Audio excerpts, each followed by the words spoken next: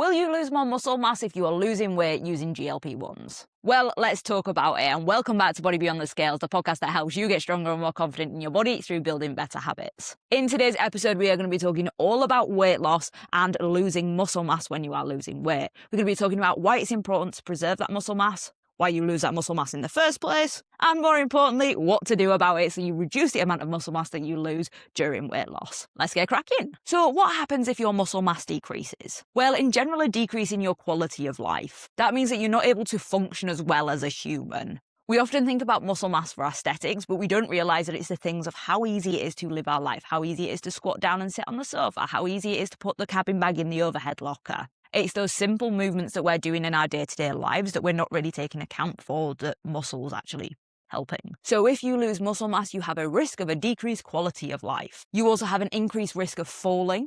For every 15% drop in leg strength that you have, there is a 20% increase in fall risk. There is a 4% chance per kilogram loss of grip strength of you having an increased risk of mortality. And there's also an increased risk of hip fractures, which especially when you get older, this becomes quite the problem. Hip fractures lead to immobility, which then can cause a whole host of other problems. So as you can see, a decrease in muscle mass is just not advantageous. So let's talk about why you do lose muscle mass when you do lose weight. Well, constantly going on in your body is muscle protein synthesis and muscle protein breakdown. These are happening all the time. Muscle protein synthesis is where new muscle tissue has been synthesized, and muscle protein breakdown is where the old stuff has been broken down and replaced. It's like a recycling system. When you're in a calorie deficit, because there is less energy, your body reduces the amount of muscle protein synthesis going on, and there may be a slight increase in the amount of muscle protein breakdown. Therefore, overall, you are at risk of losing muscle. That is if you don't do anything about it, which obviously we're going to talk about what to do about it later. Now, just so that we've got some numbers in place to understand what the risk and how much muscle mass you may be losing, it's time to talk some stats. If you lose weight through diet only, so you've just facilitated a calorie deficit by eating less calories. Less calories, fewer calories, by eating fewer calories. For an obese individual, 20 to 30% of what they will lose will come from fat-free mass, and that includes things like muscle mass. However, for a normal weight, and I am using these terms as per what the BMI uses them, so for a normal weight individual, they will lose around 35% plus of the weight that they have lost will come from fat-free mass. So to put that in tangible terms, if you were to lose 10 pounds, if you are in an obese body, 2 to 3 of those pounds would be muscle mass potentially. And if you are in a normal weight body, 3.5 pounds plus of that would come from that fat-free mass. The reason for the difference just comes down to the fact that people who are in an obese body have more muscle mass to start off with. And that might seem a little bit counterintuitive, but it's because they've got a bigger frame and therefore they have more muscle to start off with. However, this is where it's really important to discuss the difference between muscle quality and just muscle quantity. Just because they have a lot of muscle, it doesn't necessarily mean that that muscle is strong. We still need to train said muscle. So when we lose weight, we need to make sure that we're not only just preserving that muscle mass, but we want to make sure that we're improving the overall quality of it as well. Now let's talk a little bit about GLP-1s. As you may know, the conversations around GLP-1s are relatively new, especially within the mainstream. However, academic literature has been studying them for a while. Now, what we generally know is that when people are using GLP-1s, they are losing weight a little bit faster than what you would do with diet alone, and most of that is coming from a suppressed appetite. There's still no magic with GLP-1s, and I know I've spoken about this before, but there is no magic formula with them. They are not like bypassing. You are still in a calorie deficit, you're just eating less because you have a suppressed appetite. Now, from the research that's currently out, there is no evidence that you are losing more muscle mass due to GLP-1 use. It's in fact looking like the same amount as when you lose weight through diet only, which are the numbers that we've just spoken about.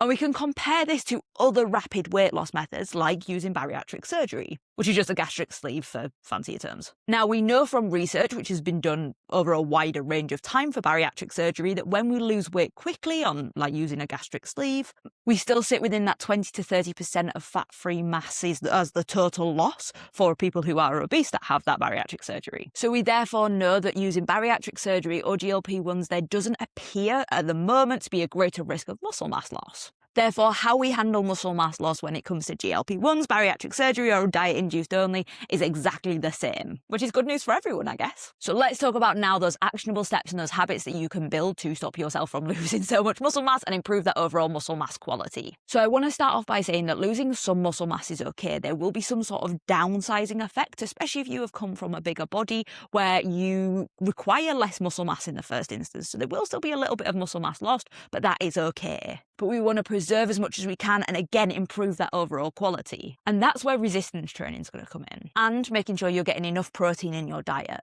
Let's talk the details. Let's start with diet. So the first thing that you're going to want to do is make sure that you're eating enough protein. We don't need crazy numbers, but 1.2 to 1.6 grams per kilogram of body weight should be enough. In a perfect world, we would be increasing from 1.5 to 2.2. However, I appreciate that that is quite a lot of protein for most people. A little caveat to this is, if you are in a bigger body and you're starting to calculate those numbers and you're like, crikey, that's a lot of protein, that's all right. You can go for your goal body weight and use that and work up from that. Remember, we're focusing on protein for the muscle mass, and that's not your entire body. Now, that's a good start, but it only works if we are doing it in conjunction with exercise. And that's where we want to be focusing on getting 2 resistance training sessions in per week. My recommendation would be 2 full body sessions, because then you're going to make sure you're hitting every single muscle group at least twice per week. It's a really easy place to start if you're not currently exercising, and it'll be something that you can sustain. Now, cardio isn't bad for muscle mass loss. However, the evidence on what it does is a little bit more inconclusive as to whether or not it